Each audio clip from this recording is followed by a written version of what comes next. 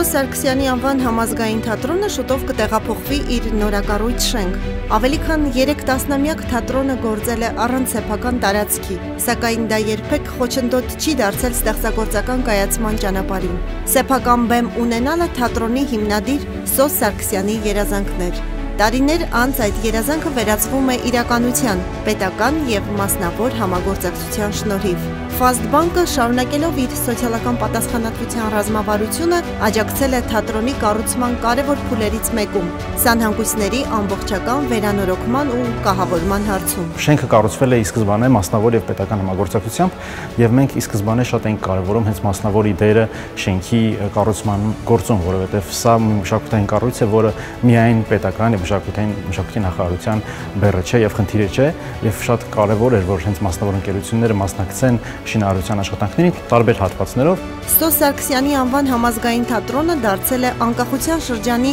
առաջին թատերական շենքը, որը կառուցվել է նոր հիմքերից։ Թատրոնը շուտով կբացի իր դռները և կընդունի առաջին հանդիսատեսին՝ սեփական հարկի տակ։ Բանկը կարևորում է մշակութային վայրերի զարգացումը և այդ ուղղությամբ իրականացվող ծրագրերին իր մասնակցությունը դիտարկում է ոչ միայն որպես հովանավորություն, այլ ներդրում հասարակության մշակութային կյանքի որակի բարձրացման գործում։